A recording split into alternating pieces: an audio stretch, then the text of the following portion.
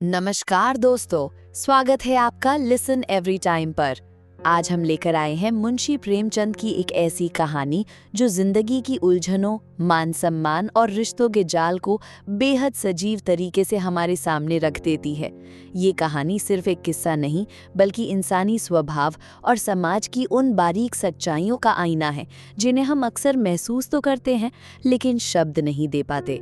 तो आइए बिना देर किए शुरू करते हैं। जंजाल दबाने से इच्छाएं समाप्त हो जाती हैं, हमें इसमें संदेह है। संभव है कुछ मामलों में ऐसा होता हो, लेकिन प्रायः सहनशीलता बंद हवा की तरह आंधी की पूर्व पीठिका हुआ करती है। पार्वती को अपने पति के साथ रहते हुए 5 साल से ज्यादा हो गए, लेकिन उसने कभी उनसे कोई फरमाइश नहीं की। यदि वो कभी दबी जबान से या परोक्ष रूप से किसी गहने या कपड़े की चर्चा करती, तो सुरेंद्रनाथ अत्यंत बेबसी के साथ कहते, मेरी आमदनी और खर्च का हिसाब तुम्हारे हाथ में है। यदि इसमें कोई गुंजाइश दिखाई दे तो जो चाहे चीजें बनवा लो। इससे अधिक प्रसन्नता की बात मेरे लिए क्या होगी कि तुम्हें गहनों से सजे देखूं। ये उत्तर सुनकर पार्वती सिर झुका लेती और सोचती कि मैं सारी उम्र यूं ही नंगी बुच्ची बनी रहूंगी। कभी सोचती है कि ये खर्च ना करूं, इस मन में कमी करूं, लेकिन चूल कभी ठीक नहीं बैठती थी। उसके पास पहले के भी कुछ गहने थे, लेकिन वो उन्हें भी नहीं पहनती थी। त्योहार या उत्सव में भी वो प्रायः सादी साड़ी पहनकर ही रह जाती थी। वो अपनी मेहरी और पड़ोसनों को दिखाना चाहती थी कि उसे गहनों की भूख नहीं है, लेकिन ये इस समय अपने दुर्भाग्य और पति की निर्धनता की घोषणा थी। उसे रह रहकर विचार आता कि मेरे लिए सुरेंद्र जितना कुछ कर सकते हैं उतना नहीं करते। वो मेरी अनापत्ति और सीधेपन का नाजायज फायदा उठाते हैं। निराश होकर वो कभी कभी सुरेंद्र से झगड़ना चाहती, झगड़ती, मुंह फेरकर बात करती, उसे सुना सुनाकर अपने भाग्य को कोसती। सुरेंद्र समझ जाते कि इस समय हवा का रुख बदला हुआ है, बचकर निकल जाते। कभी कभी गंगा स्नान या किसी मेले से लौटकर पार्वती पर गहनों का उन्माद सा छा जाता। वो संकल्प करती कि एक बार मन की निकाल ही लूं, जो 200-400 रुपए बचे हुए हैं उनकी कोई चीज बनवा लूं। कल की चिंता में कहाँ तक मरूं। लेकिन एक क्षण में उसका ये उन्माद उड़नछू हो जाता। यहाँ तक कि लगातार सहन करने के कारण उसके सजने के शौक की इच्छाएं मरकर मन के कोने में पड़ी रहती थी। मगर आज 5 साल के बाद ये इच्छा जागृत हुई है। इसमें बेचैनी नहीं है, लेकिन बेचैनी से भी ज्यादा दुखदायी उदासी है। पार्वती के छोटे भाई की शादी होने वाली है। उसके मायके से बुलावा आया है। इस समारोह में भाग लेना जरूरी है। गहनों का पहनना आवश्यक हो गया। इस अवसर पर सुरेंद्र भी अपनी विवशता का बहाना न कर सके। इस समय ये उपाय भी सफल होता दिखाई नहीं दिया। शाम के समय सुरेंद्र बाहर से लपके हुए आए। उनका चेहरा चमक रहा था। उन्होंने पार्वती के हाथ में एक पोटली रख दी।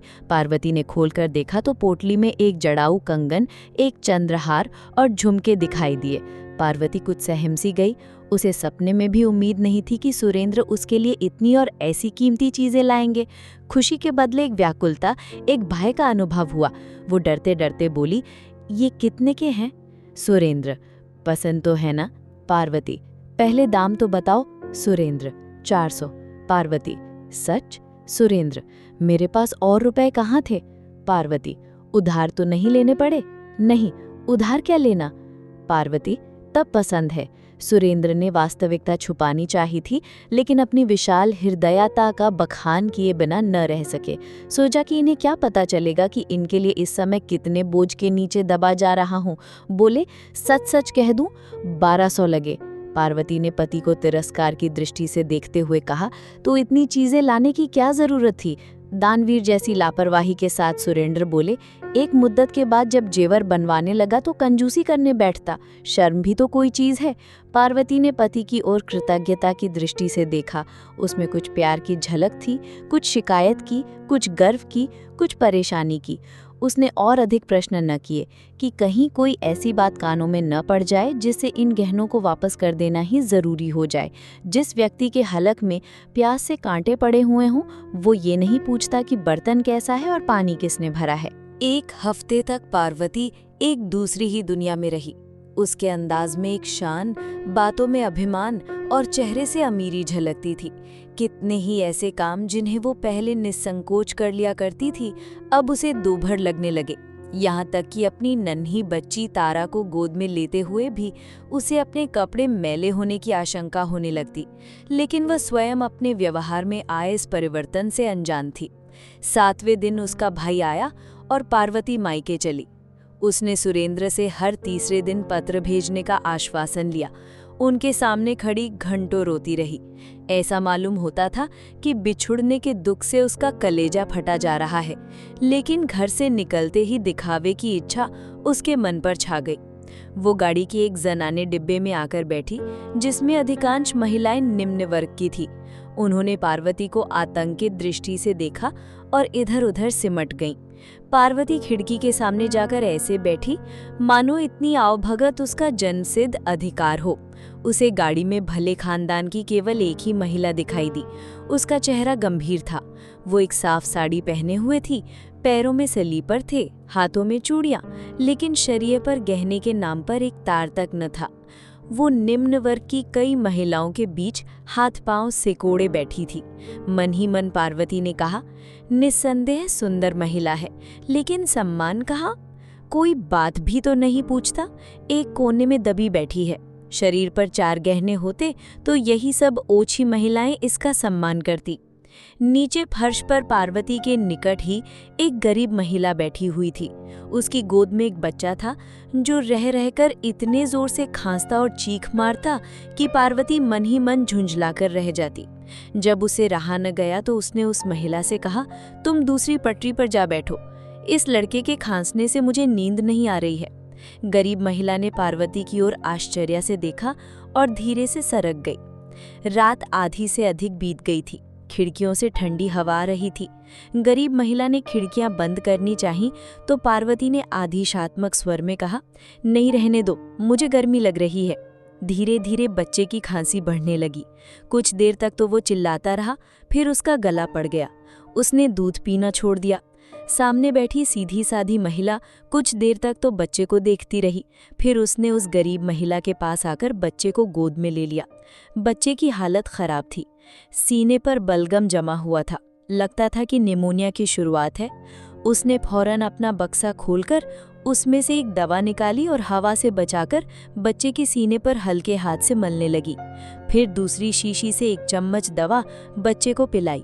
गाड़ी की सब महिलाएं आकर बच्चे के निकट खड़ी हो गईं।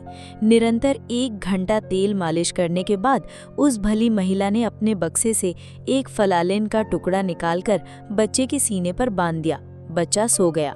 वो रात के 3 बजे तक बच्चे को गोद में लिए 1-1 घंटे पर दवा पिलाती रही। बच्चे ने दूध पीना शुरू किया। उसके गले की घरघराहट रुक गई और वो मौत के फंदे से निकल आया। बच्चे की माँ अपनी उपकारिणी के पांवों पर गिर पड़ी और रो रोकर उसे धन्यवाद देने लगी। इलाहाबाद में पार्वती और वो सीधी साधी महिला दोनों उतरी। पार्वती का भाई आकर कुलियों को पुकारने लगा। जब कोई कुली ना आया तो पार्वती को ही अपने संदूक, बिस्तर आदि उतार उतार कर भाई को देने पड़े। उसकी रेशमी जाकट चिरक गई। उधर उस गंभीर सीधी साधी महिला ने जैसे ही अपना बिस्तर उठाया तो लपक कर एक महिला ने उसके हाथों से बिस्तर ले लिया, दूसरी ने उसका संदूक उतार लिया, तीसरी ने उसका दवाओं का बक्स उठाया और कई महिलाएं उसे धर्मशाला तक पहुंचाने आईं। बीमार बच्चे की मां बार बार उसके आगे हाथ जोड़ती और पैरों पर गिरती। दूसरी महिलाएं भी उससे गले मिली।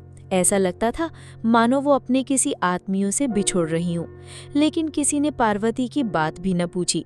उसके जाने से सब महिलाओं को सच्ची खुशी हुई, मानो सर से एक बला ही टल गई। अब तो उन्हें जरा कमर सीधी करने की जगह तो मिलेगी। बीमार बच्चे की माँ ने तो उसे घृणा की दृष्टि से देखा और मन ही मन उसे जीभ भरकर कोसा। पार्वती ने मन में कहा, इस सीधी साधी औरत ने तो अच्छा ही रंग जमा लिया। सभी महिलाएं अनुचरी बन गई, मानो कोई मंत्र ही फूंक दिया हो। गवारों के बीच तो ऐसा हो सकता है, परंतु किसी भले घर में इसे कौन घास डालेगा। पार्वती का मायका शहर से सटी एक ऐसी बस्ती में था जिसे न शहर कह सकते थे न देहात। वहाँ शहर की तो एक भी सुविधा न थी, मगर देहात के सभी कष्ट मौजूद थे। न शहर की सड़कें, लालटेनें, नालियाँ थी, न देहात का विस्तार, हरियाली और हवा। वहाँ का दूध शहर वाले पीते थे, सब्जी शहर वाले खाते थे, लकड़ी शहर वाले जलाते थे। वहाँ के मजदूर काम करने शहर में जाते थे। खाने पीने की चीजें वहाँ शहर से आकर ही बिकती थी। पार्वती के पिता के पास कुछ जमीन थी, लेकिन वे मजदूरों की कमी के कारण खेती न कर सकते थे। उनके दोनों भाई अंग्रेजी पढ़ते और वकालत का सपना देखते थे। भोले भाले से चालाक बनने की धुन सवार थी। बेटी का ठाट बाट देखकर पार्वती की माँ फूले न समाई। उसकी दुनिया उन्हीं इने गिने मकानों और उनके निवासियों तक सीमित थी। वहाँ के गहने, कपड़े, शादी ब्याह, झगड़े टंटे उसके अस्तित्व की धुरी थे। वो उन्हीं में बसती थी और उन्हीं का सपना देखती थी। मोहल्ले में किसी के घर बच्चा पैदा होना उसके लिए पनामा नहर के उद्घाटन से भी बड़ी घटना थी, और किसी घर में एक नए कंठे का बनना दिल्ली के निर्माण से कहीं अधिक शानदार। पार्वती को देखकर बाग बाग हो गई। उसे साथ लेकर पड़ोसिनों के घर गई। जो भी उसके कंगन और चंद्रहार को देखता लूटपोट हो जाता। माँ सामने वाली की सामर्थ्य के अनुसार उन गहनों का मूल्य बढ़ाती रहती थी। 2-3 दिन पूरे मोहल्ले में उन गहनों की नुमाइश हुई। पार्वती का सिक्का जम गया, उसका रौब बैठ गया। पार्वती की चाल ढाल से एक शान टपकती थी। वो खाना खाने बैठती तो नाक सिकोड़ लेती, घी बेस्वाद है। पानी पीती तो मुंह बनाकर, ठंडा नहीं है। माँ सबको सुना सुना कर कहती, भला इनसे पूछो घर का सा सुख यहाँ कहाँ मिलेगा। वहाँ अपने मन का खाती थी, अपने मन का पहनती थी। यहाँ गृहस्थी में तो मोटा महीन सब मिलेगा, मगर बेचारी में जरा भी ऐंठ नहीं है। वही पुराना स्वभाव है, वही अल्हड़पन। पार्वती की बिटिया तारा पूरे मोहल्ले की गुड़िया बनी हुई थी। सभी छोटे बड़े उसे गोद में उठाते और प्यार से चूमते। कोई कहता, बेटी ये हंसली हमको दे दो, तो तारा तोतली बोली में कहती, हमाली है। कोई पूछता, बेटी ये कड़े किसने बनवाए हैं, तो तारा कहती, मेरे बाबूजी ने। शादी का दिन निकट आ गया। रस्म रिवाज होने लगे। मोहल्ले की औरतें बन सवर कर आने लगी, लेकिन पार्वती उन सब की रानी लगती थी। सभी औरतों की दृष्टि उसके कंगन, चंद्रहार और झुमकों पर ही टिकी रहती। सब उससे दबती, उसका लिहाज करती, उसकी हाँ में हाँ मिलाती। पार्वती को ये सम्मान केवल अपने गहनों के बल पर ही मिल रहा था। बारात चलने के दिन न्योते में सुरेंद्रनाथ भी आए। जब वे शाम के समय घर में गए तो मुस्कुराकर पार्वती ने कहा, आज जी चाहता है कि तुम्हारी पान फूल से पूजा करूं। मुस्कुराकर सुरेंद्र ने कहा, बना रही हो? पार्वती, नहीं, सच कहती हूँ, इस समय मन यही चाहता है। इन गहनों ने मेरा बोलबाला कर दिया। सारे मोहल्ले में धाक जम गई। सबकी सब पानी भरती हैं। ये न होते तो झूठे भी कोई बात न पूछता। अपनी जमा अपने घर में है, लेकिन नेक नामी मुफ्त। ऐसा सौदा और क्या होगा? सुरेंद्र, मैं जानता तो 2-1 चीजें और ले लेता। पार्वती, ओह, तब तो सारे मोहल्ले में मैं होती। औरत की इज्जत गहने कपड़े से होती है, नहीं तो अपने माँ बाप भी आंख से गिरा देते हैं। सुरेंद्र पछताए कि और गहने क्यों न खरीद दिए। भले ही 200-400 और उधार हो जाते, इसकी लालसा तो मिटती। पार्वती को मायके में रहते 2 महीने हो गए। सुरेंद्र को दफ्तर से छुट्टी ना मिली कि आकर ले जाते। शादी का सब काम पूरा हुआ, मेहमान विदा हो गए, सन्नाटा छा गया। धीरे धीरे पड़ोसियों का आना जाना भी बंद हुआ। पार्वती के गहनों के 4 दिन के साम्राज्य का अंत हो गया। वही गहने थे, वही कपड़े, मगर अब उन्हें देखने में क्या आनंद आता। अब पूरे पूरे दिन पार्वती अकेली बैठी रहती। कभी कोई औरत मिलने आ भी जाती तो बस 2-4 बातें करके ही अपनी राह लेती। किसी को भी अपने घर के कामकाज से फुर्सत ना थी। ये अकेलापन पार्वती को बहुत अखरता। मायके से उसका मन उचाट हो गया। उसे पता चल गया कि नित्य नए गहने बनते रहने से ही उसकी बात बनी रह सकती है। पुराने तमाशे को कोई मुफ्त में भी नहीं देखता। कोढ़ में खाज ये हुई कि और भी कई घरों में उसके जैसे गहने बनने लगे। यहाँ तक कि एक मनचले शौकीन बनिए ने, जिसे नमक के काम में बड़ा भारी लाभ हुआ था, कलकत्ते के बने हुए कंगन और हार मंगवाए, जिन्होंने पार्वती का रंग फीका कर दिया। रही सही बात भी जाती रही। रेत की दीवार भर भराकर ढह गिरी। एक दिन पार्वती अकेली बैठी सुरेंद्र को पत्र लिख रही थी कि अब यहाँ जरा सा भी मन नहीं लगता, 2 दिन की छुट्टी मिले तो मुझे ले जाओ। इतने में उसकी बचपन की सहेली बागेश्वरी उसे मिलने आई। वो पार्वती के साथ खेली हुई थी। उसका ब्याह एक गरीब खानदान में हुआ था, लेकिन उसके पति ने रंगून जाकर खूब पैसा कमाया और 4-5 साल के बाद लौटा तो पत्नी के लिए एक मोतियों का हार लेता आया। बागेश्वरी आज ही मायके आई थी। पार्वती ने उसका मोतियों का हार देखा तो आंखें खुल गईं। 2000 से कम का नहीं होगा। पार्वती ने उसकी प्रशंसा तो की, लेकिन उसका दिल बैठा जाता था, जैसे कोई ईर्ष्यालु कवि अपने नौसिखिए प्रतिद्वंदी की कला की प्रशंसा करने में कंजूसी करे। ये रोग पार्वती की आत्मा में घुन की तरह लग गया। उसने दूसरों के घर आना जाना छोड़ दिया, मन मारे अपने घर में ही बैठी रहती। उसे ऐसा लगता था कि अब औरतें, यहाँ तक कि उसकी माँ भी, उसे तिरस्कार की दृष्टि से देख रही हैं। पहले गहनों की चर्चा में उसे एक विशेष आनंद मिलता था, अब वो भूलकर भी गहनों की चर्चा नहीं करती, मानो अब उसे इस संबंध में मुंह खोलने का भी मन ना हो। आखिरकार एक दिन उसने अपने सब गहने उतारकर बक्से में रख दिए और ठान लिया कि इन्हें खोलूंगी नहीं। उसे इन गहनों के खरीदने पर पछतावा होने लगा। दिखावे की चाह में जिंदगी के सुख चैन में बेकार खलल पड़ गया। वो बिना गहनों के ही अच्छी थी कि ये मुफ्त की उलझन तो नहीं थी। घर के रुपए गंवाकर ये सरदर्द खरीदना बड़ा महंगा सौदा है। तीज के दिन पार्वती की माँ ने कहा, बेटी, आज मोहल्ले की सब औरतें स्नान करने जा रही हैं, तुम भी चलोगी? पार्वती ने उपेक्षा से कहा, नहीं, मैं नहीं जाऊंगी। माँ, चलती क्यों नहीं? बरस बरस का त्योहार है, सब अपने मन में क्या कहेंगी? पार्वती, जो चाहें कहें, मैं तो जाऊंगी नहीं। कुआर के दिन थे। सुरेंद्र को अभी तक छुट्टी नहीं मिली थी। पार्वती ने जल भुनकर उन्हें कई चिट्ठियां लिखी थी, पर इधर 2 हफ्ते से पत्र लिखना बंद कर दिया था। उसे अपनी जिंदगी बोझ लगती थी। मोहल्ले में बुखार और चेचक का प्रकोप था। कोई किसी के घर आता जाता न था। नाश्ते के बदले घरों में काढ़ा पकता था। अस्पताल में मेला सा लगा रहता था। वैद्य और हकीम पत्थर के देवता बने हुए थे। एक दिन पार्वती की माँ ने कहा, बेटी, आज शीतला देवी आ रही हैं, चलो उनसे मिलाएं।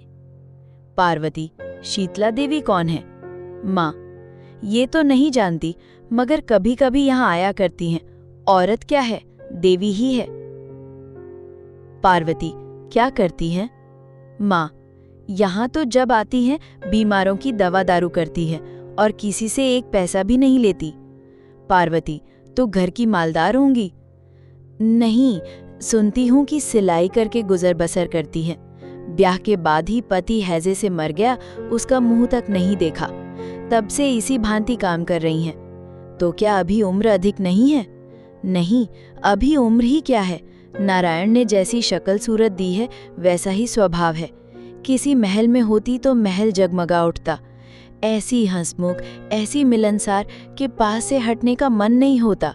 जब तक यहाँ रहती हैं भीड़ लगी रहती है, पूरा मोहल्ला घेरे रहता है। इतने में मेहरी ने आकर कहा, बहू जी, शीतला देवी आई हैं और पाठशाला में बैठी हुई लड़कियों से कुछ पूछ रही हैं। कई लड़कियों को तो इनाम भी दिए हैं। मैं भी जाती हूँ, जरा दर्शन कराऊं। माँ ने कहा, अरे तू पानी तो भर दे, न जाने कब तक लौटेगी। मेहरी, अभी लौटी आती हूँ, कहीं ऐसा ना हो कि चली जाए। मेहरी के जाने के 1 घंटे बाद पार्वती की वही मोतियों के हार वाली सहेली आकर बोली, चलो बहन, शीतला देवी से मिलाएं, मोहल्ले की सभी औरतें जा रही हैं। पार्वती को भी उत्कंठा हुई। तारा को एक अच्छी सी फ्रॉक पहना दी, परंतु स्वयं वही सादी सी साड़ी पहने हुए शीतला से मिलने चली, गहने नहीं पहने। जब दोनों सहेलियां पाठशाला में पहुंची तो औरतों और बच्चों की भीड़ जमा थी। शीतला देवी जमीन पर बैठी हुई बच्चों को देख रही थी और बक्स से निकाल कर दवा देती जा रही थी। मानो पेड़ों की छांव में एक उजला कुंड था, वैसा ही मौन, गंभीर, शांतिमय और सुंदर। शीतला की आंखों से एक चित्ताकर्षक पवित्रता झलक रही थी। पार्वती ने उसे पहचान लिया। ये वही सीधी साधी महिला थी जिसे उसने गाड़ी में देखा था। पार्वती ने देखा कि इस औरत के सामने मैं कैसी निकृष्ट हूँ और कुछ मैं ही नहीं, मोहल्ले की वे सभी औरतें जो गहनों से गोंडनी की भांति सजी हुई हैं, इस औरत के सामने सेविकाओं की भांति खड़ी हैं। यदि ये सभी अपने को सोने से मंडवा लें तो भी क्या इनका ऐसा सम्मान हो सकता है? इससे बात करके कौन निहाल नहीं हो जाता? और जो बीमार हैं वे तो मानो बिना दाम के ही गुलाम हैं। सचमुच इसी का नाम सम्मान है। ये क्या कि 4 औरतें आवें और आंखें मटका मटका कर हमारे गहनों का बखान करने लगें, मानो हमारा शरीर नहीं बल्कि गहनों की नुमाइश का मैदान ही हो। आज से 1 महीने पहले शायद इस प्रकार के विचार पार्वती के मन में न उभरते, लेकिन आजकल गहनों से उसका मन फिरा हुआ था। सामान्य रूप से दार्शनिक विचारों के मूल में निराशा और उदासी ही होती है। पार्वती चित्रलिखित सी खड़ी शीतला देवी का तौर तरीका, बात करने का ढंग और आत्मीयतापूर्ण व्यवहार ध्यान से देखती रही। वो सोचती थी कि ये औरत कितनी सुंदर है, लेकिन इसके साथ ही इच्छाओं से कितनी मुक्त। मैं सम्मान की भूखी हूँ, लेकिन मैं जिसे सम्मान समझती थी वो वस्तार्थ से कितना दूर है। मैं अभी तक छाया के पीछे ही भाग रही थी, आज उसका वास्तविक रूप दिखाई दिया है। जब शाम ढल गई तो भीड़ छटी तो शीतला देवी की दृष्टि पार्वती पर पड़ी। वो उसे तत्काल पहचान कर बोली, बहन, तुम्हें तो मैंने रेलगाड़ी में देखा था। पार्वती ने कहा, हाँ, उस दिन मैं यहाँ आ रही थी। शीतला देवी ने पार्वती को सर से पांव तक देखा और फिर उसकी सहेली बागेश्वरी की ओर प्रश्नवाचक दृष्टि से देखा। मुस्कुराकर बागेश्वरी ने कहा, कुछ दिनों से गहने नहीं पहनती। शीतला, क्या गहनों से नाराज हैं? बागेश्वरी, इनका मन ही जाने। पार्वती, आप भी तो नहीं पहनती। शीतला, मुझे मयस्सर ही कहा, मैं तो भिखारिन हूँ, बहनों की सेवा करती हूँ और पुण्य के मार्ग में वे जो कुछ दे देती हैं उसी से अपना पेट पालती हूँ। पार्वती, मुझे भी अपनी जैसी भिखारिन बना दीजिए। शीतला देवी हंसकर उठ खड़ी हुई और बोली, भीख मांगने से भीख देना बहुत अच्छा है। रात में जब पार्वती लेटी तो शीतला देवी का दमकता चेहरा उसकी आंखों में नाच रहा था, जो उसके मन को खींचे लेता था। उसने सोचा, क्या मैं भी शीतला देवी बन सकती हूँ? तत्काल सुरेंद्र उसके सामने आकर खड़े हो गए। तारा रो रो कर उसकी गोद में आने के लिए मचलने लगी। जीवन की इच्छाओं की एक बाढ़ ही उठ खड़ी होकर टक्कर मारने लगी। नहीं, शीतला देवी बनना मेरे वश में नहीं है, लेकिन मैं एक बात कर सकती हूँ और वो अवश्य करूंगी। 1 सप्ताह में पार्वती अपनी ससुराल आ पहुंची। सुरेंद्र ने उसका मुरझाया मुंह देखा तो आश्चर्य से बोले, गहनों से रूठ गईं क्या? पार्वती, पुराने हो गए, नए बनवा दो। सुरेंद्र, अभी तो इन्हीं का हिसाब चुकता नहीं हुआ। पार्वती, मैं एक उपाय बताती हूँ, इन गहनों को वापस कर दो, वापस तो हो जाएंगे ना? सुरेंद्र, हाँ, बहुत आसानी से। इन 2 महीनों में सोने का भाव बहुत चढ़ गया है।